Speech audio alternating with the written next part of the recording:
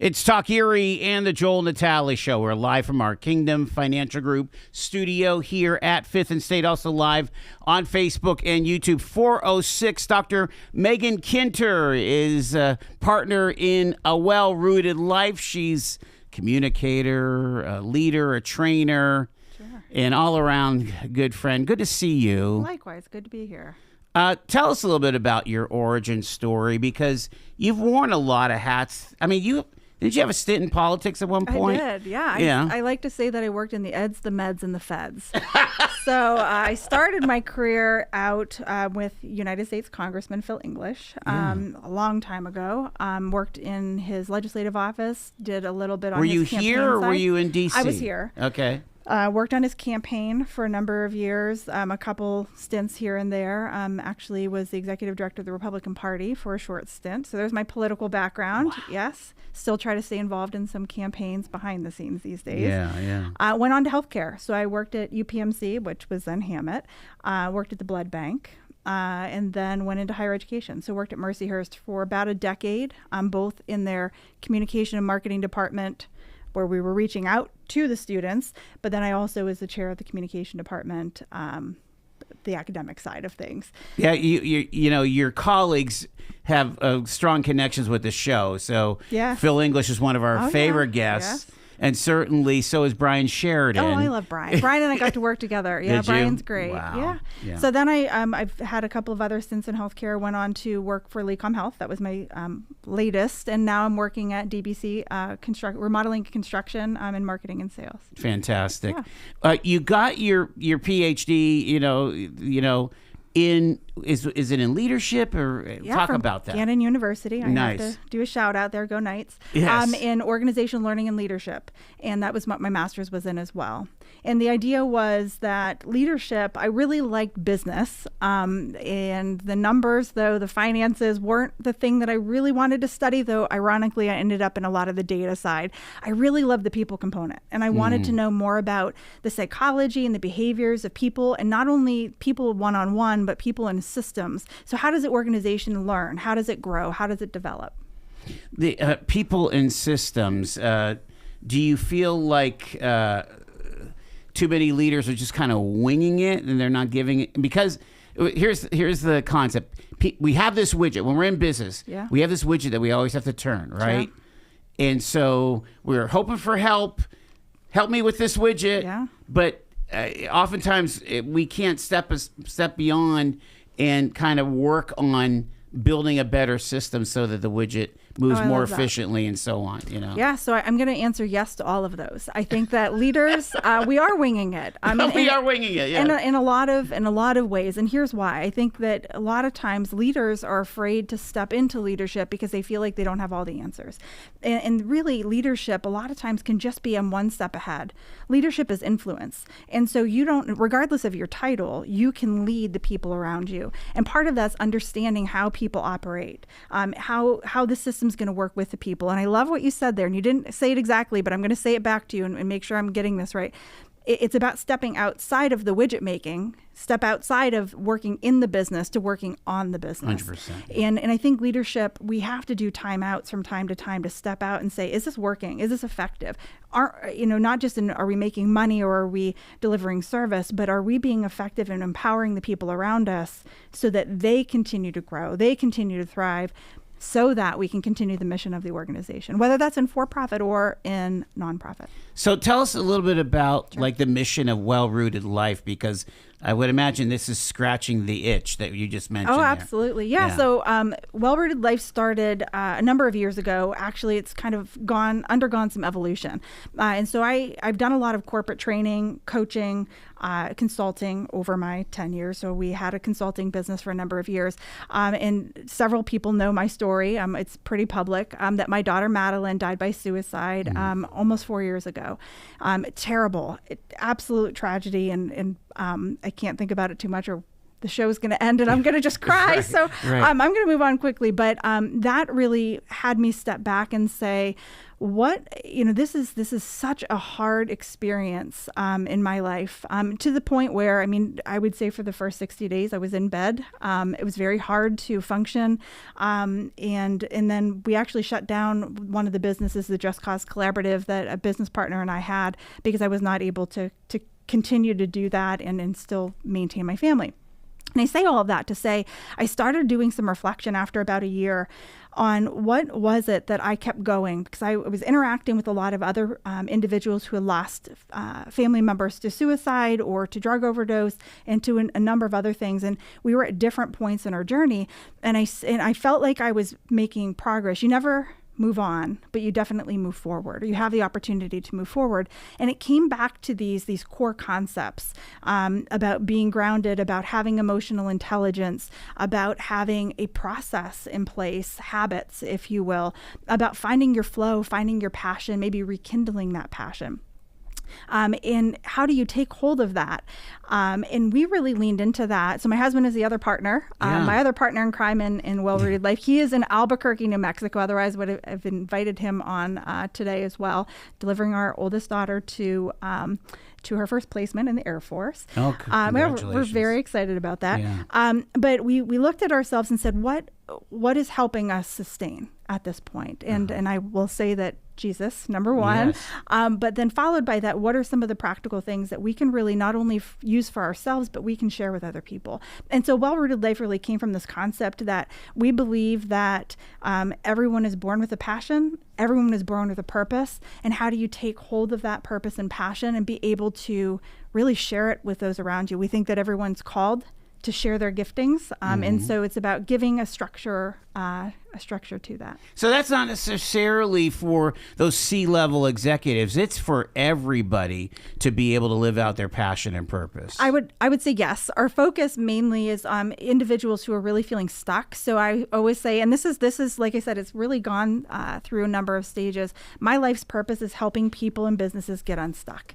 Okay. And so, you get to a place, and we've all been there, right? We feel like we have it together. We get there. Sometimes you can fake it till you become it, but sometimes we just feel stuck. And we wanted to be able to come alongside them in that personal development journey and say, how can we get you from where you are to where you want to go? Not necessarily where we want to go, but whatever goals you have in mind, what are some of the core key tenets that we can help empower you with so that you can keep going? And then, we would like to say that they need us forever, but we want to empower them so that they can continue on and use these skills no matter what roadblocks they face in the future as well. So I was talking about the widget, right? The guy that keeps the widget spinning. Sure. Do organizations get stuck because the people behind them, the largest influencers, are stuck? So the leader, you mean the leaders? The leader, are stuck? yeah. I think so. I think that there's a multitude of things that can go into play, right? So I think that sometimes the leaders get stuck.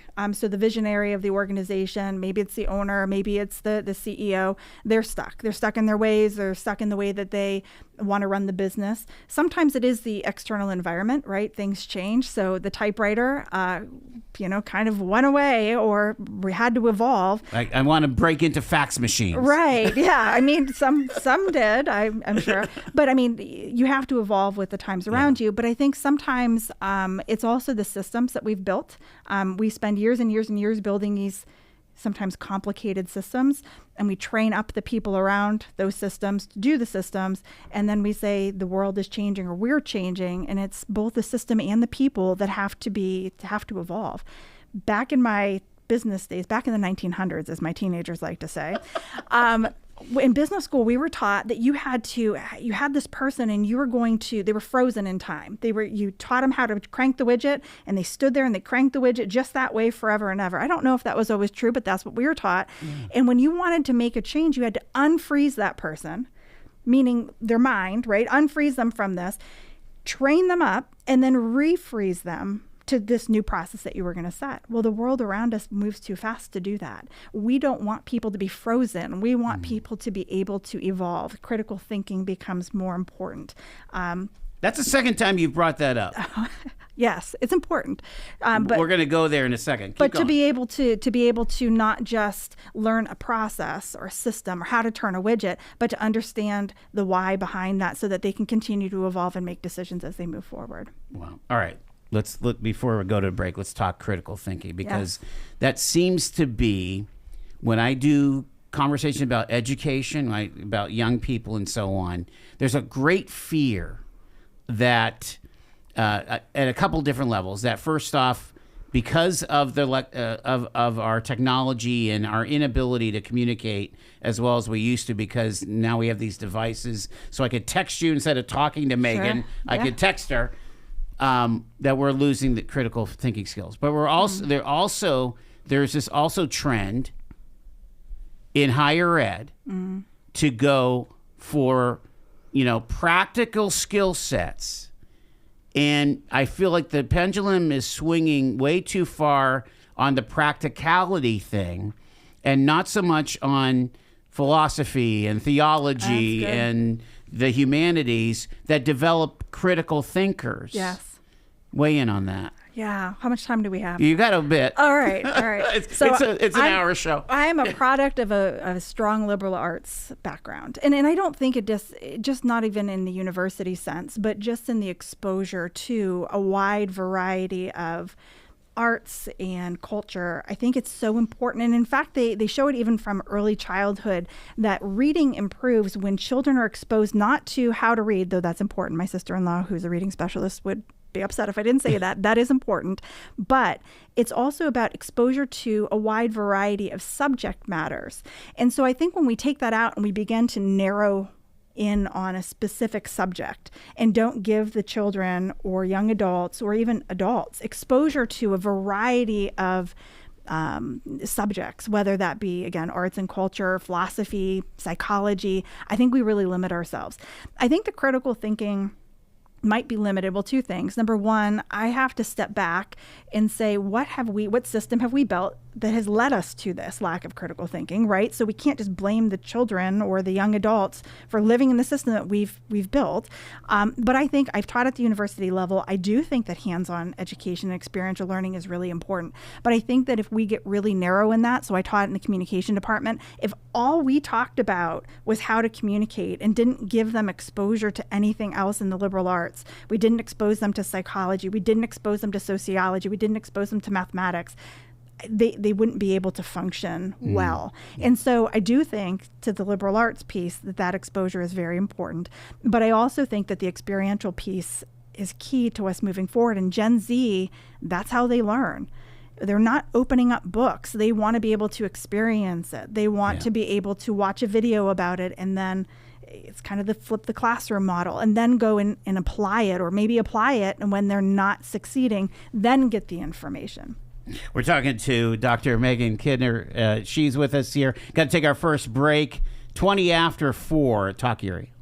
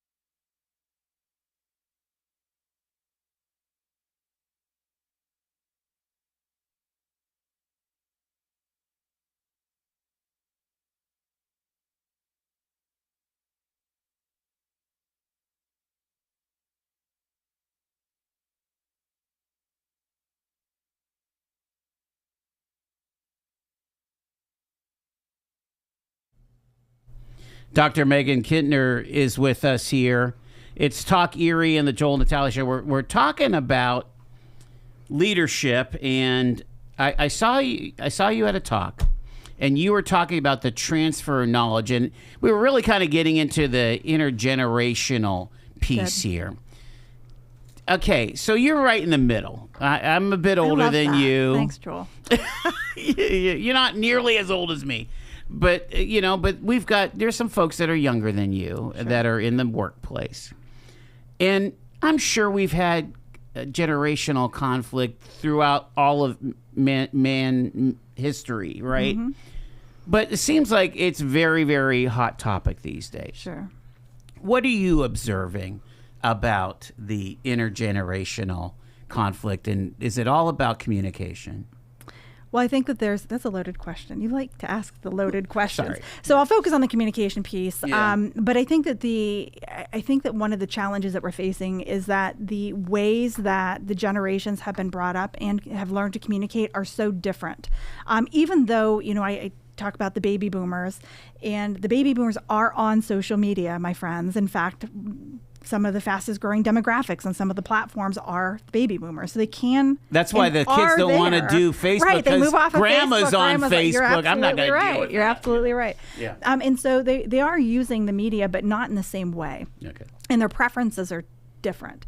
And it comes back to some core principles that I really think have withstood the test of time. But I think maybe some of the older generations, when they were in the workplace, just made them happen. So meaning the older generations just said, this is the way it's going to be, follow these rules and you'll be good. You'll get promoted. You'll move forward. I think that we've evolved as a society to the point where we want to empower other people to what's your preference. And I think that that's the key. And really it comes down to a concept called the platinum rule. So we know the golden rule, right? Do unto others as you would have done unto you. Still a very good rule. We should follow that. The platinum rule kind of takes us to the next level. And what it says is we're going to communicate with others in the way that they want to be communicated with. And what research has shown is that that's actually the most effective. So not just the empowering or the more softer skill or softer variable side, it actually translates into the real business KPIs. People are more motivated. If you communicate with me, whether that be media or channel or content, and the way that I want to be communicated with, I'm more likely to respond in a favorably way. You can persuade me easier if you do it the way that I would want to be communicated with. In a practical sense, I'm a direct communicator. Maybe you're a more relational communicator. You might use a lot of language to express your feelings. You want to have more in-person meetings. My communication style is more behind closed doors. Send me a text, send me an email. I want it short, right? Well, you can see how the conflicts can happen here, right? Because if you choose to come to me and have a relational conversation, come on, Joel, we need to move on. Where's the task in this? You become frustrated because I seem like I'm not listening, even though I might be. I get frustrated because you're not getting to the point, even though you might be. And therein lies the conflict. When we use the platinum rule, you come in with an agenda for my meetings, and maybe I give the courtesy to you of saying, how are you today? Asking some relational questions, if that's your type. And so it's really about understanding people and the way that they operate. We've really been doing it in some pockets for a really long time.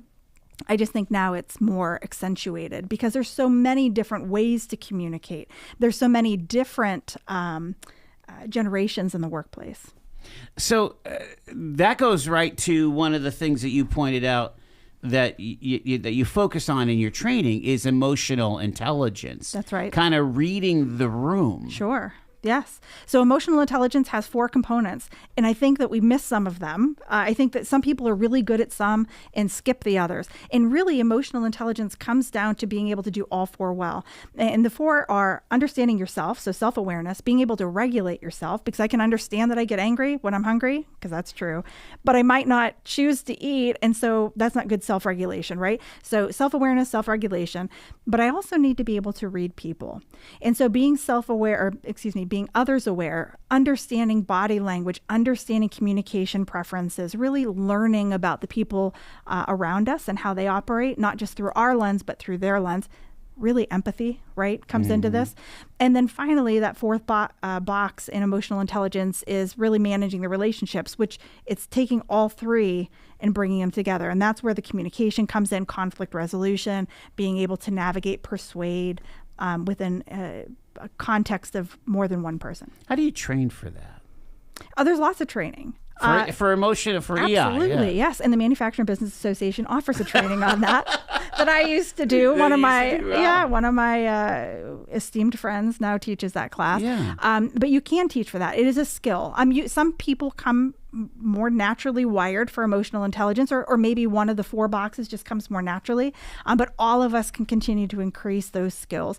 And so those skills could be anything from being aware of yourself. So doing self-check-ins or self-reflection, managing yourself. There's lots of classes on that, right? Anger management, or maybe being able to talk with someone about how you're responding in a particular situation that you don't want to respond in that way moving forward. The FBI has some great training on being able to read people. It's called micro expressions. So the little crinkles that you have in your eyes right now, I can tell that you actually are enjoying the conversation. Yeah. You can't make those muscles contract without truly smiling. So when you smile, have you ever seen people fake smile? They kind of, and you wonder, that doesn't seem genuine. Yeah, why doesn't it seem genuine? Your body, even though you've probably never been taught that, you register these little micro expressions that are happening around us. And there's a million others. But the better you get at those, right? So if I know that you're hesitating, or you have contempt toward me, or you're getting angry, I can then better respond to the situation. And so micro expressions are part of that, as is body language, right? So the crossing of the arms, the leaning back in the chair, that type of thing, as you adjust yourself. Right. And then managing relationships, like I said, is the conflict resolution, communication, which there's plenty of classes on that Have too. you've got to have had a conversation with Jerry Clark, right? At some point, Dr. I know the Clark name. from. I have not. Oh my gosh! Okay, I would love that. FBI special agent, retired, right? Yes. His whole thing is, from the FBI, the psychology of it all. Yes. I mean, I'm sure that's all part of it. Yes. I got 30 seconds. Sure. Where's humility fit in all this? I feel like the whole thing comes from a foundation of humility. Yeah, in the old paradigm of leadership, the leader was hero. In the new paradigm of leadership, the leader is humble. And so being able to be vulnerable, to be able to expect that you're going to face challenges, you don't know all the answers, to be able to bring together people around you, that's what leadership really is. Okay, we've got to take the bottom of the hour break, but when we come back with Dr. Kinter, I want to talk through some of the training that you did at the meeting that we saw about being flex, about really honing your communication and kind of I feel like I feel like society, Western civilization, is riding on being able to really get this right. I agree. Back in a bit.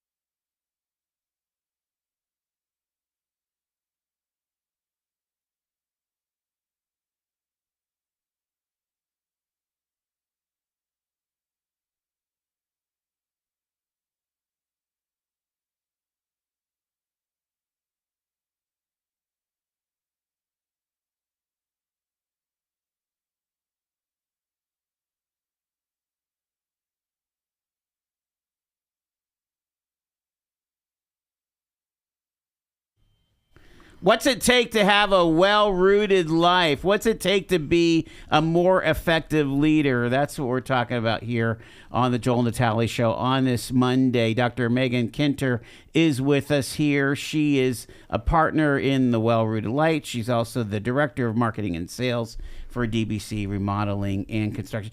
You just have a whole arsenal of tricks up your sleeve, don't you? I try. It's because I'm curious. Being intellectually curious is an important part of being a leader. No, okay. Do you, again, Mr. Guy keeping the widget going, Yeah. reading a book, exercising, Sure. all the things of, letting your brain explore something new, Yes. For sure. I think that's one of the things that I think have lost is that intellectual curiosity. And part of that, I think, is technology, right? Because it comes to us. At the same time, it's never been easier to learn because it comes to us, whether we take advantage of that. So many people, I'm guessing, are sitting there scrolling their phone, looking at different things that pop up, and you're learning all this information. What are you doing with it? Is the question. And I think, you were talking about civilization, right? Being kind of hinging here Saving on this. Western civilization. Right, we're gonna save Western civilization. But I would put forward the idea that, the older generations, and I don't know where either one of us fall, we'll just say them, right, out there, looking at the younger generations in the workforce are becoming increasingly frustrated because they're not communicating. We've already talked about that, so I won't go back there. They're not communicating in the same way. They're not operating in the same way. They're not motivated in the same way. But the other thing is that they don't have the information that we have. And so in the older generations, we have this history, this wealth of information.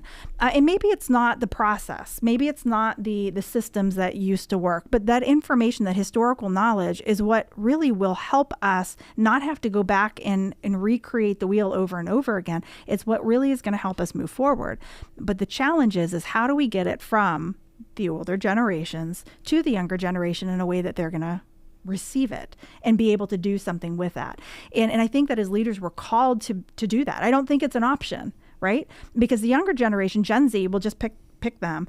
Gen Z does not learn in the same way that we did. And we talked about that briefly. They want the experiential learning. They want the videos, the case studies, the short snippets. They want micro learning. And we have to be able to flex our style, again, weaving all this together, to be able to impart that knowledge to them so that we all can move forward, maybe a civilization, but at least as an organization or as a community together. It's like if you want your business to grow past your retirement. That's right. You have to be able to flex this massive information transfer. That's what right. You're talking about. That's almost exactly like right. It's just like we've been talking about the wealth transfer Yes. from the boomers to the Zers is going to be in That's right. the trillions of dollars. This is a massive knowledge transfer. Correct. And we're having brain leak. So what's happening is that, people retire, what's in their brain is probably the most valuable resource of many organizations. And it's going with them to wherever they're retiring, Florida or wherever, it's gone. And the younger generations are becoming increasingly frustrated because they don't know how to level up. They don't know the inner workings. So they're having to learn it over and over again. And it's inefficient, but it's also just not effective. And also, again, going back to the purpose, I don't think that's what we're called to do as leaders. I know that there's a feeling of, well, I had to learn it myself and kind of come up through the ranks. And that might be true. Yeah, you pay your dues. But you look at what really, they have their own dues to pay. They have gone through COVID, right? They have been insulated from society. The way that they had to learn was really challenging. They have different challenges than we had. Give them a hand up. Do you want the organization to continue? Do you want the mission to continue? And if so, maybe it's, again, of civilization, maybe it's our community, maybe it's the organization itself, but we have to impart knowledge. We have to give our knowledge to them. And I might be hearing, I tried that. They don't listen. And I would challenge them to think about how they tried to deliver that. Did they do it in a way that's going to be consumable for that generation? What we're really finding is that Gen Z, because of a million different factors, are afraid to fail. And so what's happening is the older generation's not transmitting the information in a way that they're consuming. They know that we're frustrated. The older generations are frustrated. They're now frustrated. And because of that, they become risk adverse. And so the Zers. The Zers become risk adverse. Oh my. Because they don't want to disappoint. They want to make sure that what they're doing is good. I wouldn't say perfect, but they want to make sure that what they're doing is and what's hard okay. Again, what's hard for a guy like me who was a CEO at 28 yes is everything I was doing was risky. Yeah. You know, and I had just enough empowerment to try to do things, and I failed a lot, but I succeeded a lot. Yeah, absolutely. And we have the mantra of fail faster. What was the fail forward faster? Fail forward faster, yes. Fail forward faster. I was saying fail faster, and someone who had immense wisdom in the class that I taught last said fail forward faster, because we don't just want to fail. Mm-hmm. We want to be able to fail forward. But I think that the mantra, especially of the older generation, has been don't fail, right? I mean, everything from tests, right? You're graded on your performance, all the way up through. And what we found is, and there's a number of experiments and research that has been done around this, the faster you fail and learn, you can't just fail, right? That's the forward part. But the faster you fail and learn from that and iterate, the better the product is, and the faster you're actually going to be able to get to a quality product. But we have a whole, and again, I don't want to broad brushstrokes. We're talking about generational differences. It's just, in general, they're afraid to fail. And we have to make it safe for them to be able to do that. We have to be able to give them the information so that they don't, when they are failing, they're failing forward, and that they can learn from our mistakes to get further down the path than we did. All right, let's talk about context and some practical things. Do we need to call in a consultant to our organization to help us? No. So, all right, so what would be, I mean, I love the idea of the snippets. I mean, is this a matter of the old dude just turning on his camera phone and say, hey, this is what I know about this procedure that we do every day at the job? Yeah, if they're willing to do that, absolutely. One of the ways that I have found our younger generation learns best is through things like Loom, through video. You can turn on it, talk about what you're doing while you're doing it, hit stop. It doesn't need to be professional. Be professional. It doesn't need to be professionally edited or have, these really snazzy transitions or anything like that. But that is more comfortable for that group. I mean, frankly, I like it too, because as we get older, our brains are full, our filing cabinets are full, and it's always nice to be able to look back and rewatch. Many of these tools will also give you a transcript, so if you don't want to watch a video, you have the words there. And really what we're doing is it's archiving this immense history from the organization or from a particular leader, and to be able to pass that down over time is huge. So yes, practical. It could be recordings. It could be, instead of just saying, all right, Joel, we're going to put you in a room for 5 hours and watch these videos, and then after that you're fully trained, good luck. That's not, I don't think how anybody learns anymore, but definitely not that generation. Breaking it into smaller chunks. It's the coaching model. Mm-hmm. I'm going to tell you, then I'm going to show you, then I'm going to have you do it, and I'm going to watch and give you feedback, and then I'm going to let you loose, right? Right. But I think we skip all those steps, and there's I'm the whole just idea of you you tell me how you did it. You teach for me sure. back. The feedback loop at the end, absolutely. And I think that those, from a practical standpoint, I think those are going to get us a lot further faster. What about the concept of, we've been doing it this way, but that young person, once they grasp the concept, has a whole different way that they're going to go about it. Yes. And it's like, that makes me a little unsettled, I think there's a couple pieces there. So I also don't want to just dismiss the older generations, right? With time and experience comes wisdom. Mm-hmm. And so there's a lot of wisdom that we hold in terms of, and some of it gets muddied because we like to say things like, we've already tried that, right? Back in the 1900s, and it didn't work. But at the same time, I think sometimes without the exposure to the experience, the exposure to the different subject matters, and whether that's within an organizational context or just life in general, sometimes we miss things. And so again, fail forward faster, but we also want to do that in a I wouldn't say controlled environment, but within some boundaries, within some guardrails. And so being able to have that feedback going both ways, the younger generation looking at, or anyone in the organization to be able to say, hey, I know we've been doing it this way. Have you thought about this? Yeah. Have you thought about it this way? What if we tried this? What would happen? I think having that kind of psychological safety in an organization is really important, regardless of the generation. I think that there's a tendency, and it tends to skew on the older or the people who have been seasoned, more wise, to not want to change. And that could be for a multitude of reasons. We hear things like, I'm almost done. I'm not going to change the ways. We've always done it that way. Let's not rock the ship. It's working. Don't break it. Like that kind of thing. But I also think it's important here to be able to set really clear expectations of the goal, to agree on the goal, and not necessarily the steps to get there, because there's probably 2,000 different ways to get there. But if we can all agree that this is the goal and these are the KPIs that are the key performance indicators that are going to determine that, yes, we hit this or didn't hit this, then how we get there should be up to the person who's executing. Yeah, if they can, again, within guardrails. If they have a safe way of doing it. Grab a set of headphones. We're going to grab a phone call right here.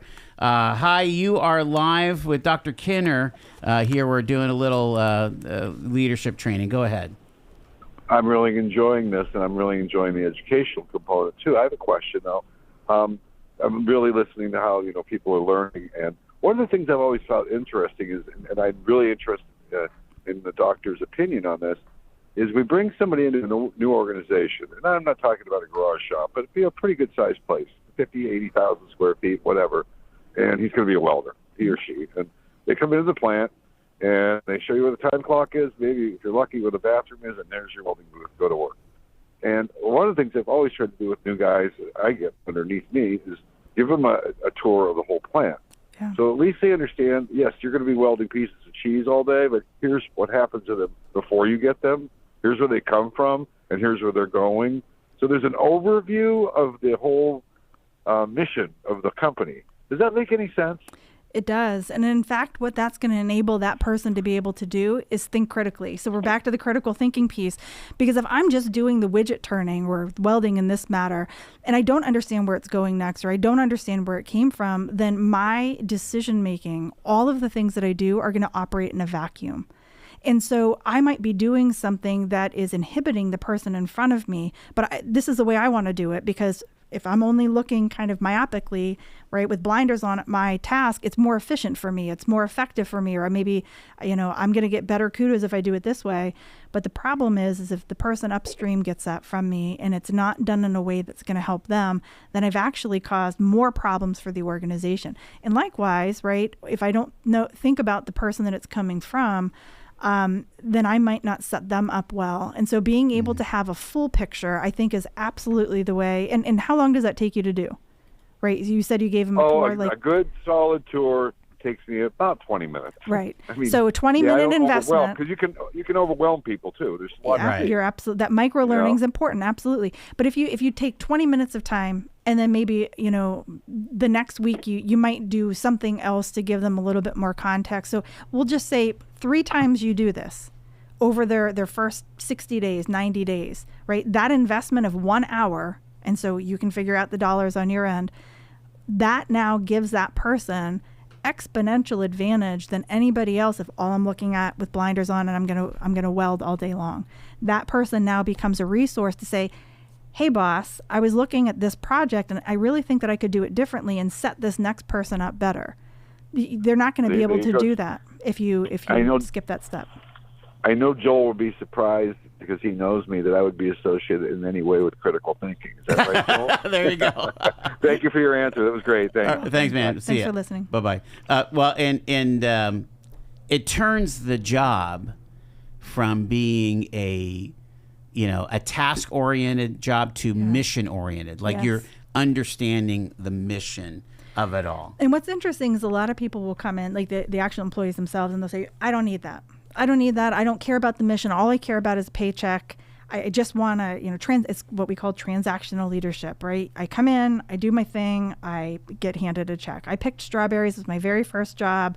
They handed me money at the end of the day. I handed them a basket of strawberries, may have eaten a few, sorry. Right? Yeah. But I mean, that's transactional. They weren't pouring into me about the mission of their organization, but they probably, and again, I was young, right? They probably missed an opportunity because maybe we're sitting there and thinking, how could I do this more effectively if I understood the system? Maybe not at 14, but maybe. Right. And again, it's not going to work with every single person. Every single person's not going to want to be tied to the mission, but research shows that when they are tied to the mission, whether again, you're a for-profit or a nonprofit, their effectiveness increases, your bottom line increases, their retainment increases. So you're not going to have as much turnover, which is another cost savings. And also, again, the brain leak, right? We're not investing in somebody and then them heading out the door. Let's switch this to interpersonal relationships, because I think the idea of flexing and of serving and coming with humility, I think people get stuck on that too.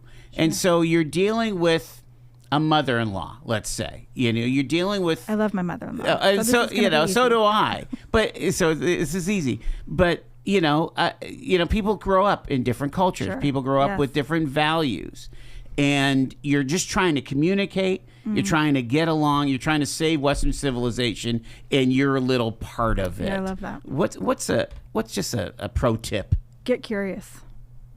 Ask more questions and use fewer periods. I have had very few interactions with someone. If I'm able to sit down and understand your backstory, I know that this is not going to be a problem for you, Joel, right? But to be able to ask you questions about your background and your history and what you like and don't like gives me a better picture of who you are. And so maybe when you respond to something in a way that's different than me, okay, that makes sense for you. I wouldn't probably have done it that way, but that doesn't mean it's right or wrong or otherwise. It helps me give context, as you were saying, context to the person. And when you have behavior that's outside of what I would consider my norm, right, ask about it. And not in a deconstructive way, but in a actually curious way. I'm interested to know.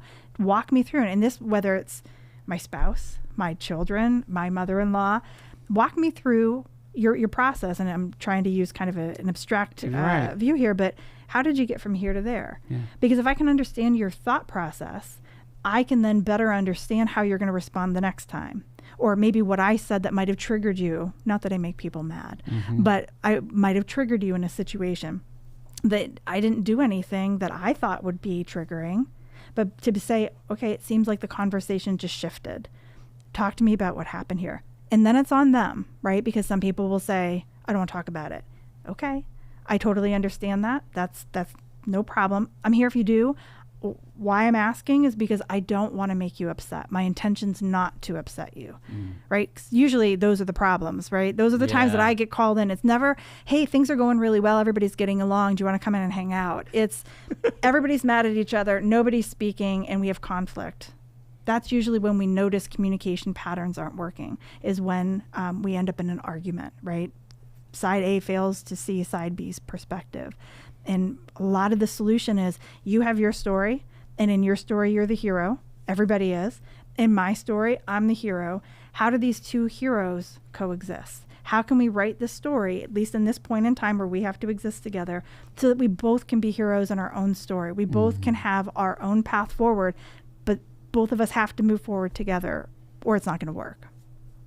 Sounds like humility, sounds like emotional intelligence, all the things that we talked about. Absolutely. All right, send us off here. We just got like less than a minute, but send us off with just one thing I can do today to just push this down the road a little bit further. You think what would be a?